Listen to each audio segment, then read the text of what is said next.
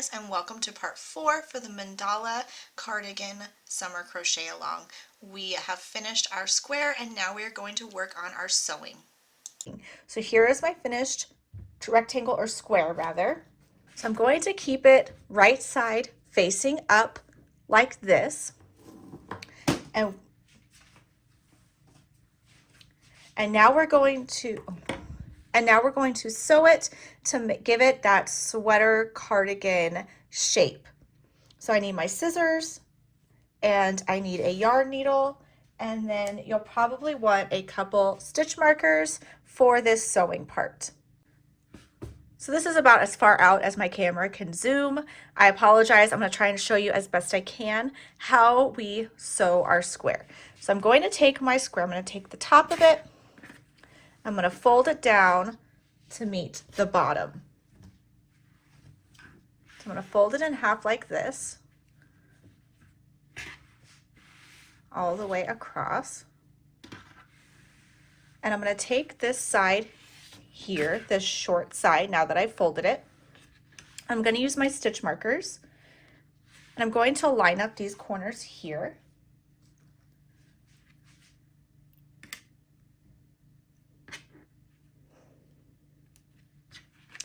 And then I'm going to go, so I have this short side here, I'm going to go about halfway. I'm just going to estimate about halfway up this side from one end to my fold. I'm going to go about halfway, and I will put another stitch marker.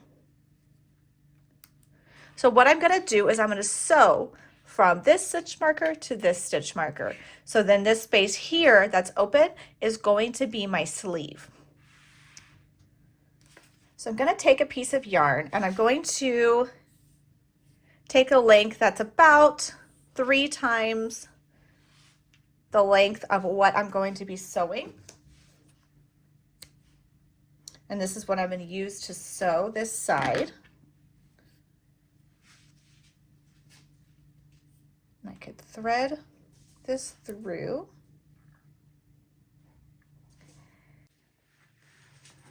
So now here is the side that I'm going to sew from stitch marker to stitch marker. I'm going to thread it through this chain space in my corner. Not all the way through because I need to leave an end to sew in.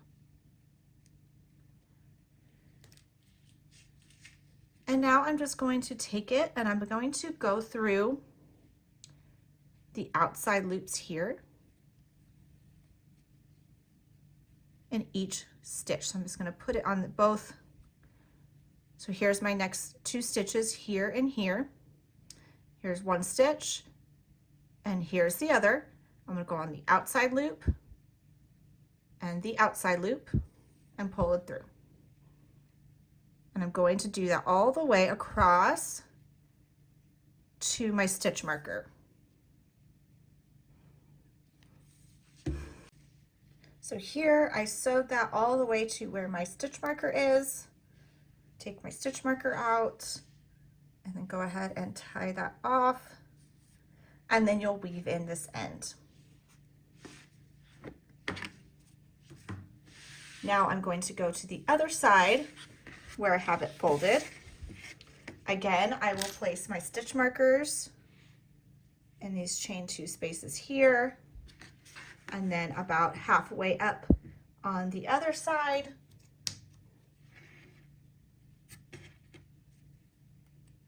And then I'm going to repeat that and sew again on the other side from stitch marker to stitch marker. So I have sewn both sides. I've turned my sweater right side out. So I have it laid where the fold is at the top. The opening is here at the bottom, and where I sewed is on both sides. So now I'm going to grab it here at the bottom, just the top piece. I have not woven in my ends yet, but I will get there. I'm going to pull it up like this. And you can see now we have that sweater shape. So this is where the top, where the neck line is, and here are the armholes here, and then the bottom opening.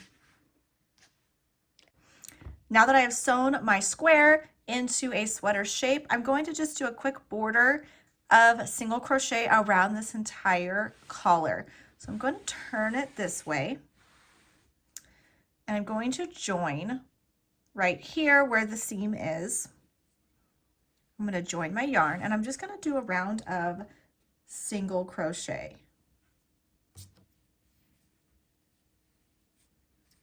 I'm going to join in that chain 2 space and chain 1.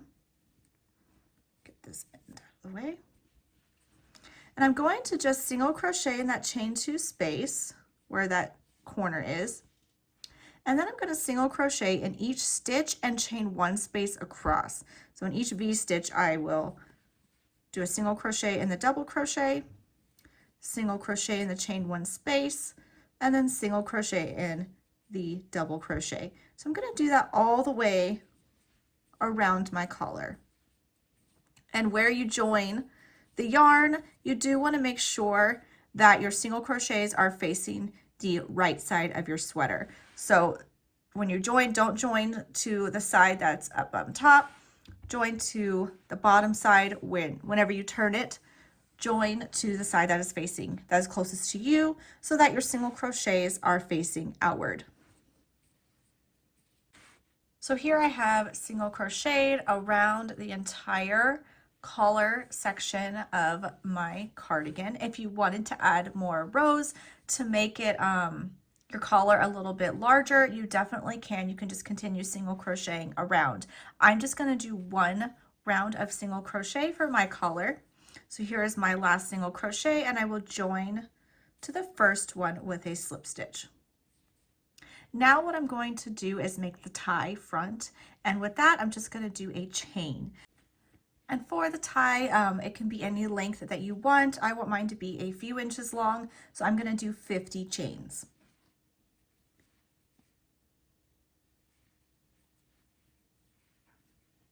So here is my chain for the tie in the front. You can add or take out any amount of chains that you would like to make this any length that you would like. So I'm going to go ahead and snip my end and pull that through. And now I'm going to add some fringe to the end of this. So I'm going to take my yarn, and I'm just going to cut 3, just a few inches long, just 3 pieces of yarn. Okay. I'm going to take those 3 pieces of yarn and the end of my drawstring, even though it's not a drawstring, it's just a tie.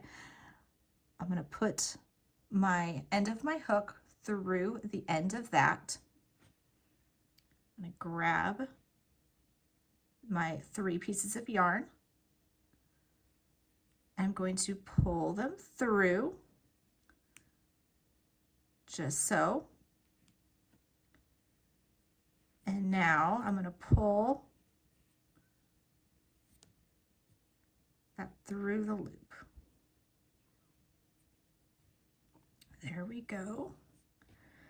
And this end right here, I'm actually going to kind of weave it through. So that end, I'm just going to pull through my yarn needle. I'm just going to push it through so it just blends in with my fringe here. There we go. And now I'm going to take this and I'm going to trim it right here.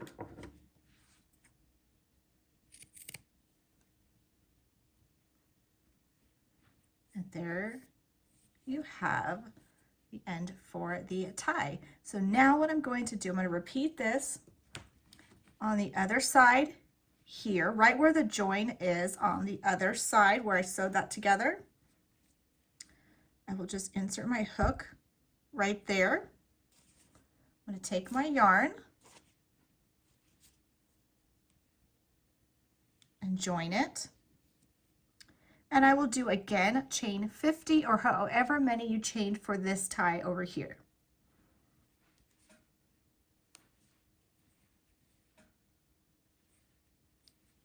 So here I did my 50 chains on this side, and I'm going to do the same thing with the fringe that I did here on this end.